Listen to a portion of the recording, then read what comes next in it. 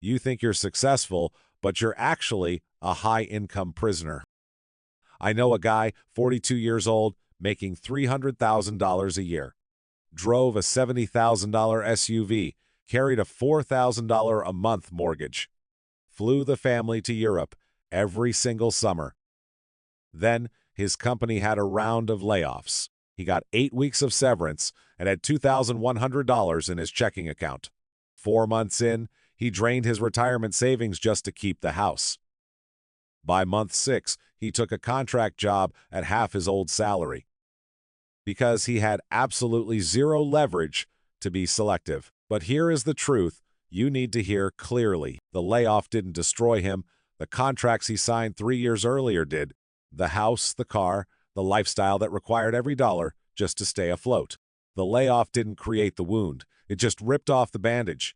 He had income, but he had absolutely no profit. And that gap is the thing you actually need to see clearly at 40. Let me tell you who I am and why I'm telling you this. My name is Toomey, and I run a company. I've spent enough time around accountants, attorneys, and quietly wealthy people to know most financial advice has a sales pitch hiding behind it. Here is what I've learned about your 40s. They don't determine whether you'll be wealthy, they determine whether you'll have options. You're standing at a fork in the road, and most people walk right past it.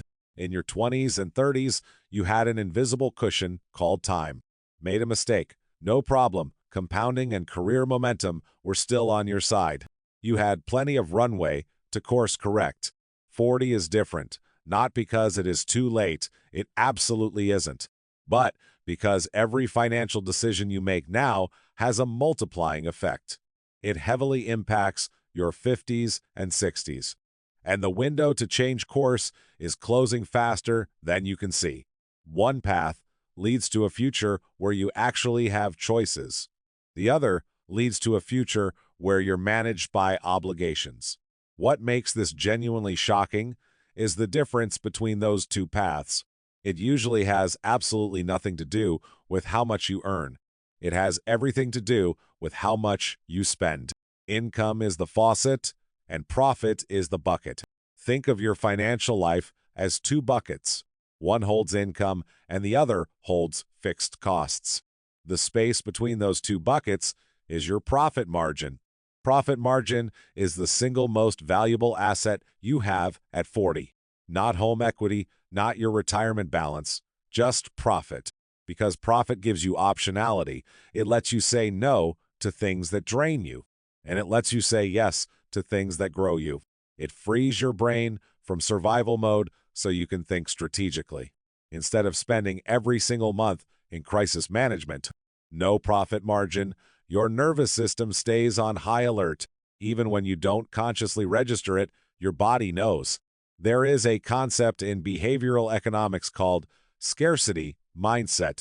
Researchers discovered that when people feel resource constrained, whether it is money or time, the brain starts operating differently. They call it the tunneling effect. Your attention becomes completely consumed by the immediate threat, and there is simply no cognitive bandwidth left for long-term strategic thinking. What makes this particularly unsettling is it has nothing to do with being poor.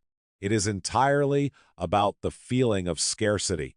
Someone making $150,000 a year and spending $145,000 experiences the exact same cognitive limitations as someone making $40,000. The brain doesn't care about absolute numbers, it only cares about the gap. So here is what that means in practice. The high-income, zero-profit person isn't just financially squeezed. His decision-making is compromised. He accepts the first job offer without negotiating. He avoids necessary but uncomfortable conversations with his boss. He stays in environments that are slowly grinding him down because he can't afford the short-term cost of change. He earns more, but he has much less freedom. Fixed costs are a cage that closes slowly. Before 40, your fixed cost decisions are relatively temporary. Finance a car at 32, pay it off at 38, start fresh. After 40, those decisions become structural. Take out a 30-year mortgage at the top of your budget at 43, and you V-locked in that payment until you are 73. Here is a little story that illustrates this perfectly. A couple in their mid-40s, steady jobs, solid income, bought a house in 2012 for $350,000, $1,800 a month. 2021 rolled around, rates near zero, home values through the roof. They did what everyone around them called the smart move. Sold for $600,000, bought a bigger place for $850,000. Their new monthly payment was $4,200. Same couple, same jobs, but now 50% of their income goes straight to paying for that bigger house. Emergency fund, they can't build one. Extra retirement contributions are completely out of the question. Career flexibility is gone. Maintaining their life requires both of them, running at absolute full capacity just to survive. They couldn't afford to take a better job at a pay cut, even if they desperately wanted to. They traded almost every degree of freedom in their lives just for a little more square footage. That cost never shows up on Instagram. It shows up at 3 a.m. when you are lying in bed running the numbers again. Let the numbers make this real for you. The Federal Reserve surveys American financial health every single year. The data consistently shows roughly half of Americans are living paycheck to paycheck. You might assume that is a low-income problem, but it isn't. Bank of America looked at its own data. Households with six-figure incomes reported the exact same experience. Why does this happen? It is called lifestyle creep. You get a raise, but within 6 months, your fixed costs climb to match it. Better car, bigger house, more subscriptions. Suddenly, you're earning dramatically more than you used to, and you're somehow more stretched than before. Let me run the actual numbers for you.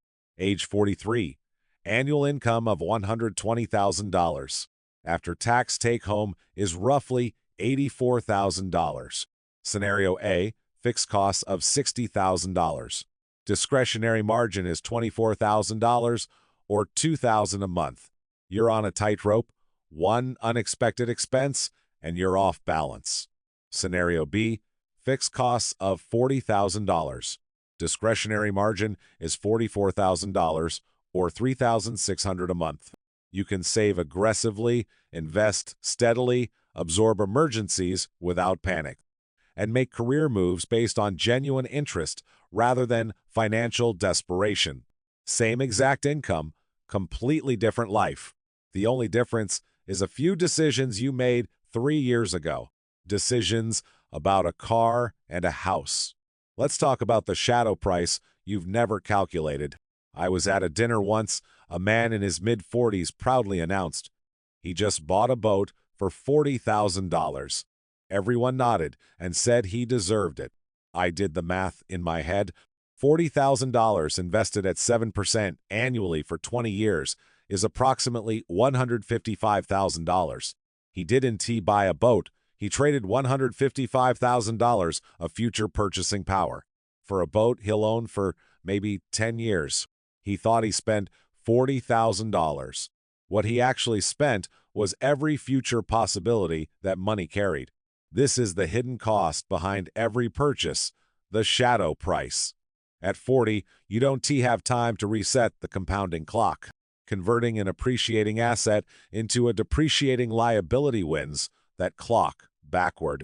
I know someone else, 45 years old, annual income of $90,000, nothing flashy, drives a 10-year-old Honda, lives in an ordinary neighborhood, $1,200 mortgage, extremely low fixed costs, and a savings rate close to 30%. At 50, his company moved in a direction he didn't believe in, so he quit, took 6 months off, went through retraining, came back to work at 51 making less than before, but significantly happier. He could do all of this because his life didn't require $90,000 to function. Maybe $55,000 was enough. The gap between what he earned and what he needed, that gap was his freedom. That margin was his ability to make choices, rather than be driven by circumstances. Meanwhile, people earning twice his salary, but spending every dollar of it, had more money and zero leverage. They were high-income prisoners. Here are 3 things you can do right now. First, calculate your fixed cost ratio. Add up everything you're obligated to pay every single month: mortgage or rent, car payments, insurance, utilities, subscriptions you can't easily cancel, and minimum debt payments. Divide that by your after-tax monthly income. Above 60%, you are in the danger zone. Every percentage point, you bring that number down. You reclaim a percentage point of life optionality. Second, stop financing depreciating assets. If it is losing value and you're paying interest on it, you're bleeding from both directions simultaneously. Financing a car means you're paying a bank for the privilege of owning something that is worth less every single day. Buy used, pay cash, drive it until it dies. This one decision can free up thousands of dollars a year and redirect it toward things that actually build wealth.